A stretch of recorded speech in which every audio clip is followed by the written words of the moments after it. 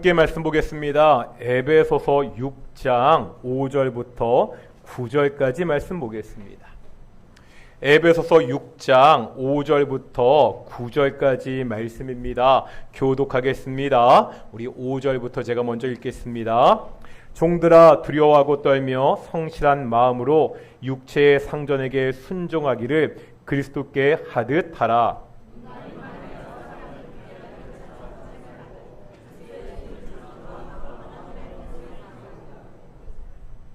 기쁜 마음으로 섬기기를 주께 하듯 하고 사람들에게 하듯 하지 말라.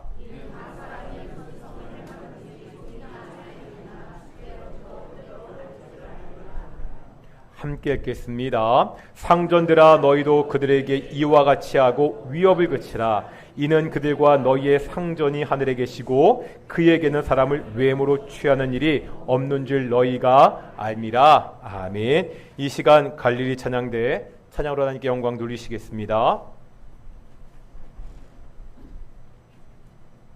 오늘도 앞뒤 자음들과 인사하겠습니다. 하나님이 우리와 함께 하십니다. 오늘 예배도 하나님이 함께 하시는 하나님의 영광의 임재 가운데 하나님을 만나는 귀한 시간 되기를 축원합니다. 저에게 딸이 하나 있잖아요. 저희 딸이 키가 좀 큽니다. 성도님들이 그걸 보시고 엄마 아빠가 크니까 키가 크다고들 말씀하십니다. 아닌 경우도 있지만 보통 키는 부모를 닮는다고 하지요. 노력을 통해서 어느 정도 키가 커지게 할 수는 있지만 키는 타고나야 됩니다. 머리가 좋은 것도 타고난다고들 합니다. 학교 다닐 때 보면 정말로 머리가 좋은 친구들이 있잖아요. 공부는 별로 안 한 것 같은데 성적은 좋습니다. 좋은 머리를 타고난 사람들이 있습니다. 키나 머리는 타고난다고 하는 것이 이해가 갑니다. 그렇다면 노력은 어떻지요?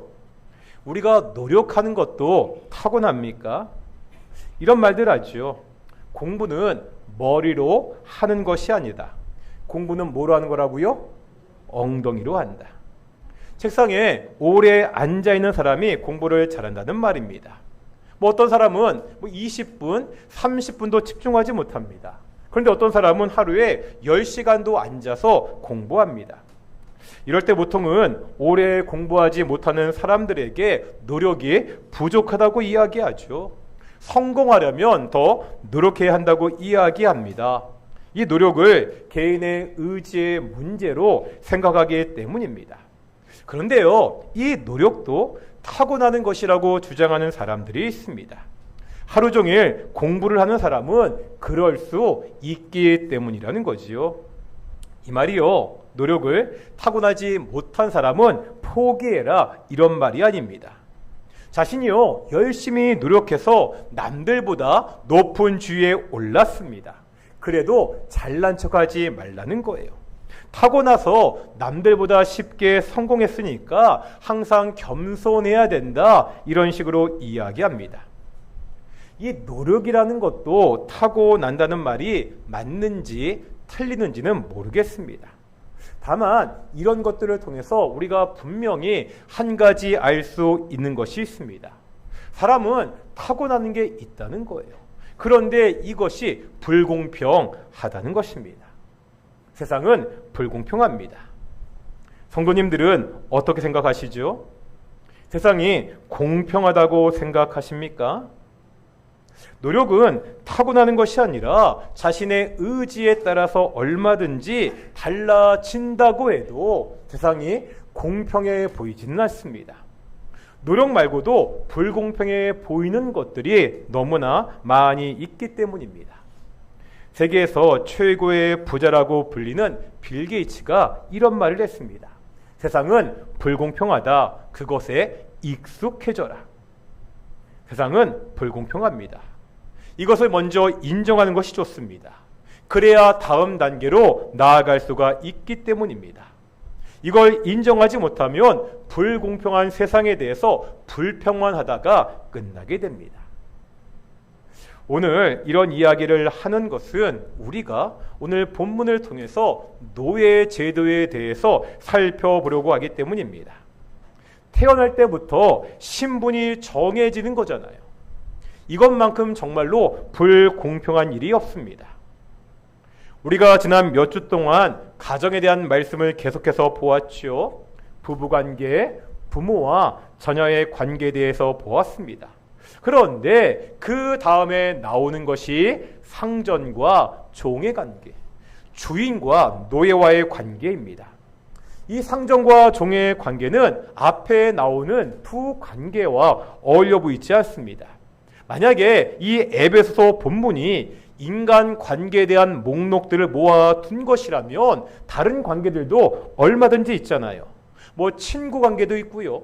스승과 제자와의 관계도 있습니다. 이웃과의 관계도 있습니다. 그런데 오늘 본문은 관계에 대한 이야기를 하면서 마지막에 상전과 종의 관계를 이야기하고 있습니다. 부모 관계와 부모와 자녀와의 관계는 가정에 대한 말씀입니다. 그렇다면 이 마지막에 나오는 상전과 종의 관계도 역시 가정과 관련이 있다는 거예요. 당시 가정에는 노예가 있는 것이, 종이 있는 것이 일반적이었습니다. 그러기에 가정에 대해서 이야기하면서 마지막으로 자연스럽게 그 집에서 볼 수 있는 상전과 종의 관계를 이야기하고 있습니다. 바로 이 지점에서 불편합니다. 왜 불편하죠? 지금 당연하게 종을 인정하기 때문입니다. 지금 바울이 성경이 노예 제도를 전제하고 이야기하고 있습니다. 노예 제도는요, 잘못된 제도잖아요. 노예는 사람 취급을 받지 못했습니다. 가축이나 가구와 같은 취급을 받았습니다. 주인은 노예를 마음대로 죽일 수도 있었습니다. 우리가 배웠습니다.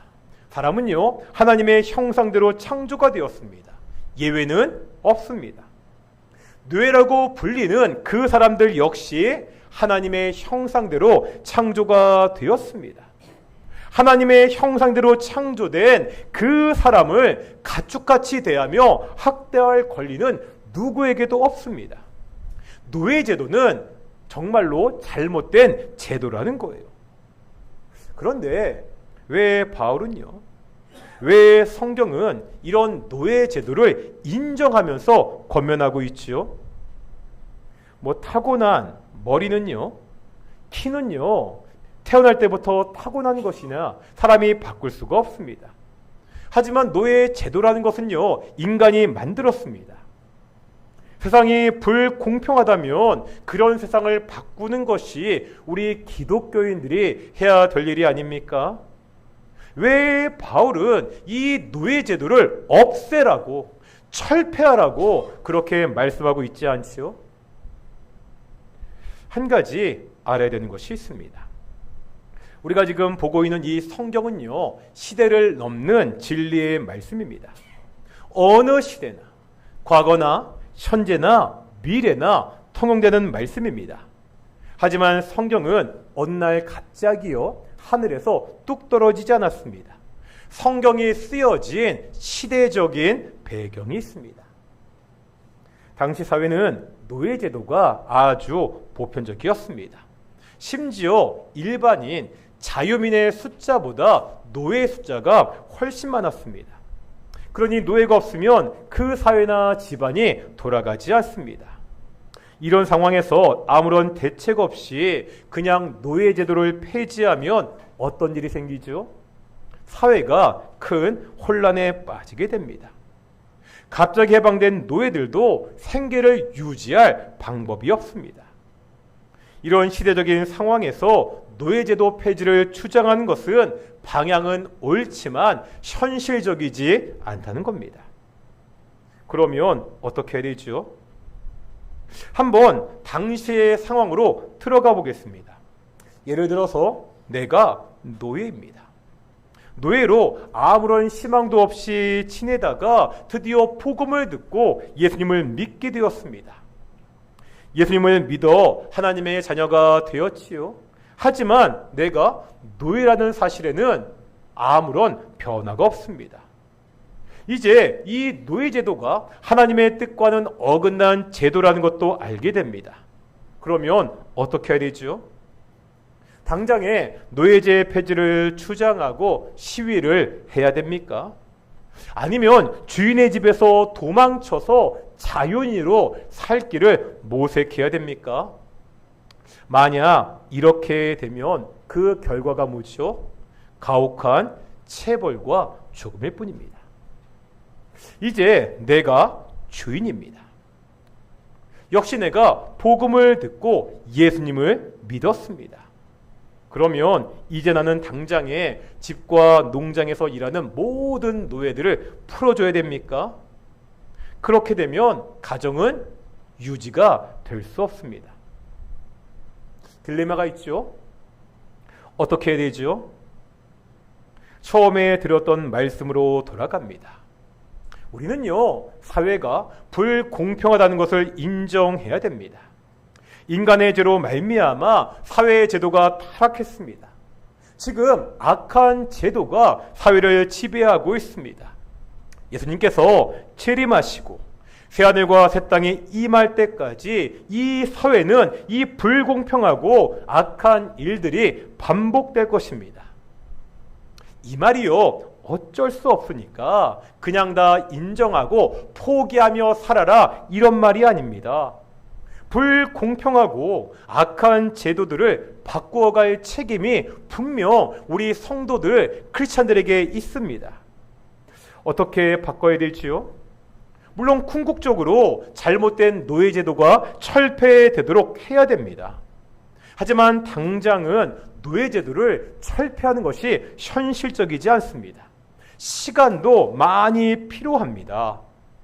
이런 상황에서 노예제도라는 형식은요, 그대로 두더라도 그 내용은 바꿀 수 있습니다. 다시 말하면 그 내용을 바꿔서 그 형식을 무기력하게 만들 수 있다는 거예요. 이런 말입니다. 노예 제도가 있잖아요. 그 형식은 그대로 있습니다. 하지만 주인과 노예와의 관계를 새롭게 해서 이 노예 제도라는 형식이 예전과는 다르게 만들 수는 있다는 거예요. 이것이 오늘 본문에서 노예 제도를 접근하는 방법입니다. 노예 제도 자체는 있는 것을 전제로 합니다. 그런데 한번 그 권면하는 내용을 보겠습니다. 여기에 굉장히 놀라운 점이 있습니다. 5절 보면 맨 처음에 어떻게 시작하고 있죠? 5절 맨 처음에 종들아, 이렇게 하면서 시작하고 있습니다. 어떻게 시작한다고요? 종들아, 종들을 부르고 있죠. 종은 이렇게 이야기하면서 종에 대한 일반적인 이야기를 하고 있지 않습니다. 바울이 종들아, 종을, 노예들을 직접 부르면서 권면하고 있습니다. 이게 어떤 의미가 있죠? 에베소서는 어떠한 책이죠? 바울이 에베소에 있는 에베소 교회에 쓴 편지입니다. 그렇다면 지금 이 에베소서를 읽고 있는, 이 편지를 받고 있는 사람들은 누구죠? 에베소 교회 성도들입니다. 바울은 지금 에베소 교회 안에 있는 그 노예들을 종들아 부르면서 직접 권면하고 있습니다. 노예들에게 직접 권면한다는 것은 이 노예들을 교회 공동체의 일원으로 인정하고 있다는 것이죠. 우리가 배웠습니다. 교회는 그리스도의 몸입니다. 바울은 노예들도 그리스도의 몸의 한 지체로서 권면하고 있습니다. 교회는요, 하나님의 권석이 무슨 뜻이라고요? 하나님의 가족입니다. 바울은 지금 노예들도 하나님의 가족의 한 일원으로 인정하면서 종들아 부르며 권면하고 있습니다. 정말 놀라운 인식의 변화입니다. 노예 제도하에서 노예는 사람이 아닙니다. 가족의 일원이 될 수 없습니다. 그리스 철학을 대표하는 아리스토텔레스는 노예는 살아있는 도구라 이렇게 이야기했습니다. 그런 노예들을 한 인격체로 대하는 것을 넘어서요, 나와 한 몸으로, 나의 형제로, 한 가족으로 인정하고 있습니다. 노예제도라는 그 형식은 그대로 있습니다. 하지만 그 노예들을 세상의 방법으로 대하지 않습니다. 나와 한 몸으로, 내 형제와 자매로 대하고 있습니다. 형식은 그대로 있지만 내용은 완전히 바뀌었습니다. 지금 오늘 본문에 나오는 상전들에 대한 권면도 마찬가지입니다. 오늘 본문에서 주인들에게 하는 권면은 노예를 이렇게 저렇게 관리해라, 이런 차원의 문제가 아닙니다. 노예와의 새로운 관계를 전제하고 있습니다. 이제 우리가 9절 하반절 볼 텐데요. 9절 하반절을 보면은 권면을 하고 그 이유를 설명하고 있습니다. 9절 하반절 읽겠습니다. 시작.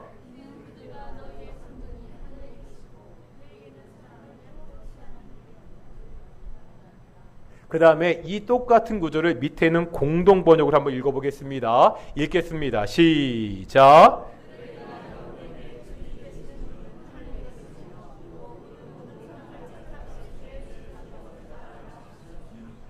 아멘. 어떤 권면이죠? 예수님은 주인이나 종들에게 다 하늘에 있는 진짜 주인 상전이라고 말씀하고 있습니다. 그 예수님이 모든 사람을 차별 없이 대하십니다. 예수님 앞에서 종이나 주인이나 다를 것이 없다고 지금 말씀하고 있습니다. 똑같은 존재라는 거예요. 이제 에베소서 5장 21절 보겠습니다. 5장 21절 읽겠습니다. 시작. 피차 복종하라. 이게 어떤 말씀이죠? 이게 지금 남편과 아내, 부모와 자녀, 상전과 종의 관계를 이야기하기 전에 먼저 서론과 같이 이야기한 원리입니다. 모든 관계의 가장 기본적인 원칙이라는 거예요. 예수님을 경외함으로 어떻게 하라고요? 피차 복종해야 됩니다. 그렇다면 주인과 노예와의 관계도 마찬가지라는 거예요. 한쪽이 한쪽을 지배하는 일방적인 관계가 아닙니다. 이제 예수님 안에서 서로가 서로를 섬기는, 서로가 복종하는, 피차 복종하는 새로운 관계가 되었다고 말씀하고 있습니다. 노예 제도라는 형식은 그대로 있습니다. 이것은요, 하루아침에 바꿀 수가 없습니다. 정말 지난한 노력과 시간이 필요한 일입니다. 하지만 성도들은 그 내용은 바꿀 수 있다는 거예요. 이제 서로 섬기는 새로운 관계가 되었다고 말씀하고 있습니다. 지금 교회가 세상과 다른 모습을 보여주고 있습니다. 교회가 세상의 방식과는 다른 모습으로 살아가고 있습니다. 이것이 교회가 세상을 바꾸는, 변화시키는 방법입니다. 한번 예수님을 생각해 볼까요? 요한복음 1장 5절에 보면 예수님이 이 땅에 오신 사건을 이렇게 묘사하는데요. 빛이 어둠에 비치되. 빛이 어둠을 비췄습니다. 예수님이 오실 당시 세상은 어둠이었습니다. 이것은 악한 세상에 대한 비유적인 표현입니다. 동시에 당시의 이스라엘의 상황은 정말로 어두웠습니다. 나라를 빼앗겼잖아요. 어디의 식민지였죠? 로마의 식민지였습니다. 우리가 독립운동하듯이 나라를 되찾기 위한 노력들이 많이 있었지만 다 숲으로 돌아갔고요. 로마 총독이 이스라엘 땅을 지배하고 있었습니다. 식민지 국가가 대부분 그렇듯이 경제적으로도 매우 어려웠습니다. 예수님의 비유 중에 포도원 일꾼의 비유가 있습니다. 거기에 보면 오후 늦게까지 일자리를 찾지 못한 사람들이 많은 것을 볼 수가 있습니다. 종교적으로는 어떠했지요? 율법의 정신은 사라지고 껍데기만 남았습니다. 종교 지도자들이 백성들을요, 말씀으로 잘 인도하기보다는 자신들이 잘난 것을 과시하기에 바빴습니다. 게다가 나는 친로마파다, 나는 반 로마파다. 이렇게 갈라져서 서로 다투기만 했습니다. 사회는요, 안정되지 못했고요. 사마리아 사람의 비유에서 보듯이 강도가 들끓었습니다. 예수님은 바로 이런 악한 세상에 오셨습니다.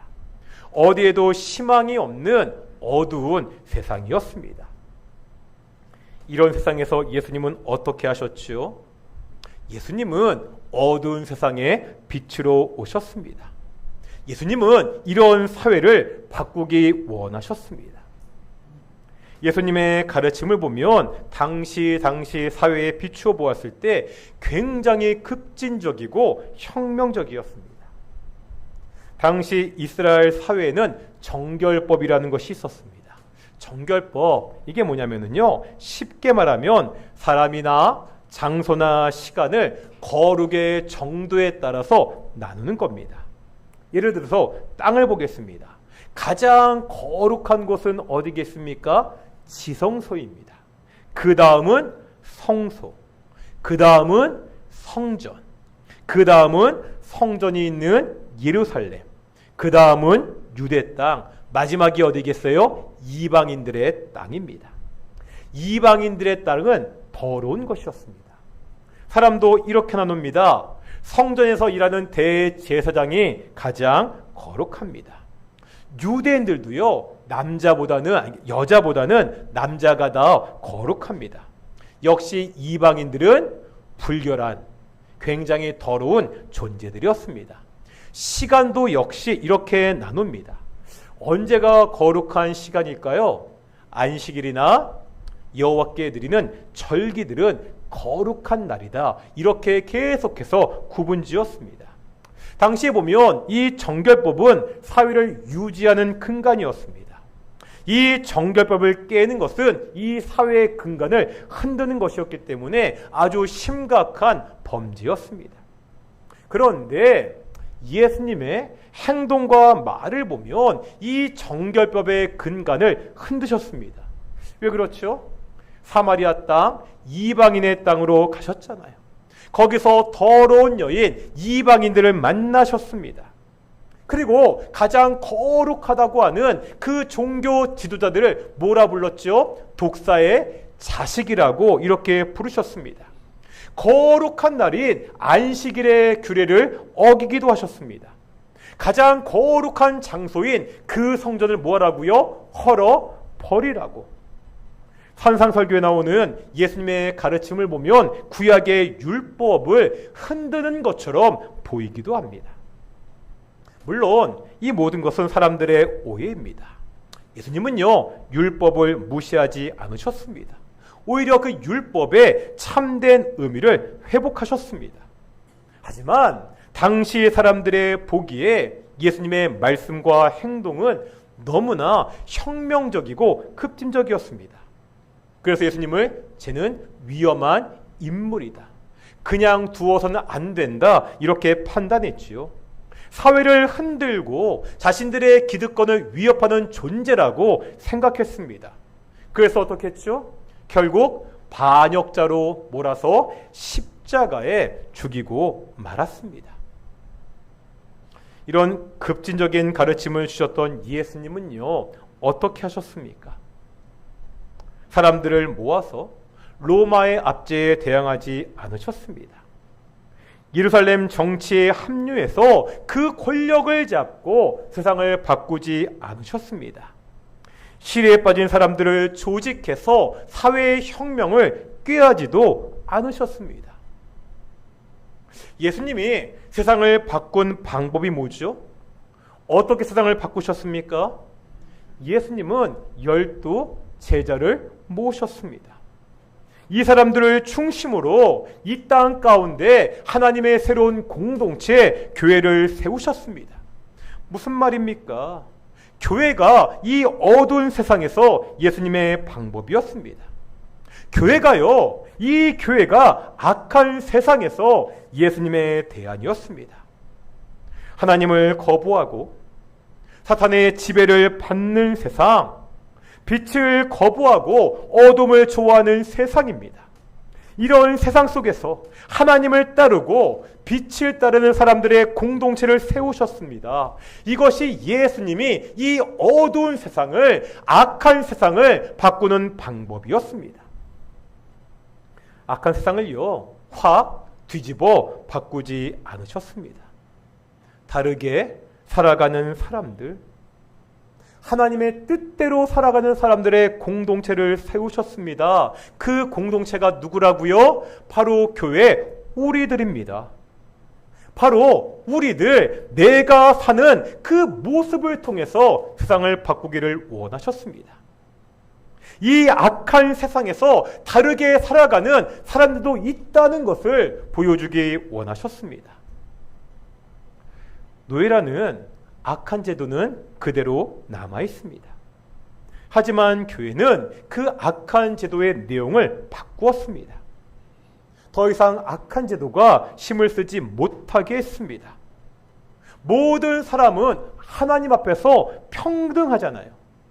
이것을 제도가 아니라 성도들의 삶을 통해서 보여주었습니다. 이럴 때 노예 제도라는 악한 제도는요, 더 이상 힘을 발휘하지 못합니다. 처음에 말씀드렸죠. 세상은 악합니다. 세상은 불공평합니다. 이것을 한 번에 다 뒤집어 엎을 수는 없습니다. 하지만 이런 상황에서도 성도들이, 교회가 할 수 있는 일이 있습니다. 세상의 방식과 다르게 사는 것입니다. 세상의 가치관과 다르게 사는 것입니다. 이 어두운 세상에서, 썩어져가는 세상에서 소금으로, 빛으로 우리가 사는 것입니다. 이 악한 세상에서 우리의 착한 행실을 통해서 세상의 사람들이 하나님께 영광을 돌리도록 하는 것입니다. 이런 교회의 모습을 통해서, 성도들의 모습을 통해서 이 악한 세상에서 하나님의 통치가 조금 더 확장될 수 있습니다. 한국 교회는 어떻지요? 오늘날 한국 교회의 모습을 통해서 우리 조국 대한민국이 좀 더 나은 방향으로 바뀌고 있습니까? 아니, 우리는요, 나는요, 우리 동인교는 어떻습니까? 우리는요, 세상 사람들에게 다른 모습을 보여주고 있습니까? 세상은 돈과 성공을 최고의 가치로 평가합니다.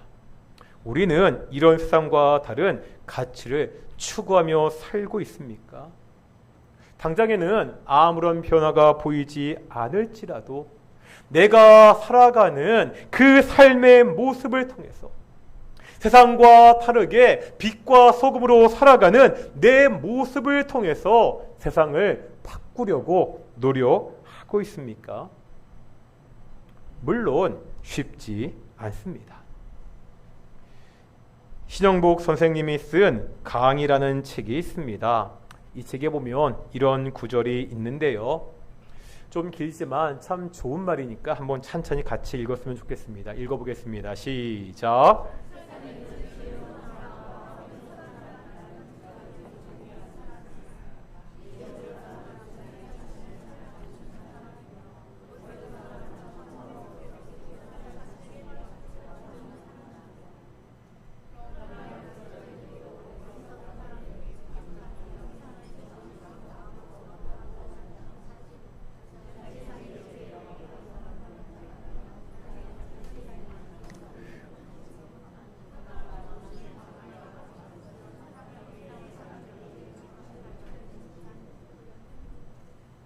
어떤 말인지 아시겠죠?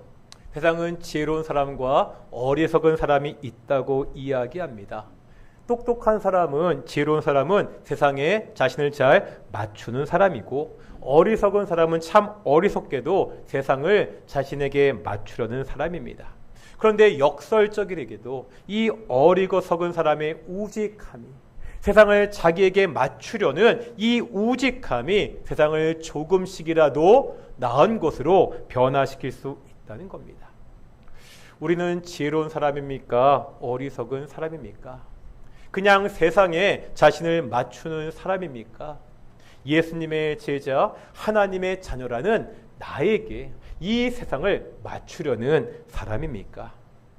우리가 예수님 안에서 우리의 삶을 통해서 이 어리석은 우직함으로 조금씩이라도 세상을 바꾸기를 소망합니다. 사랑하는 동인의 성도들이 어디에 있든지 무엇을 하든지 사랑하는 동인의 성도들의 이 어리석은 우직함을 통해서 그곳이 조금씩 변화되기를 그렇게 축원합니다. 우리 함께 찬양하실 텐데요. 우리는 주의 백성이오니 함께 찬양하시면서 기도하며 나아가겠습니다.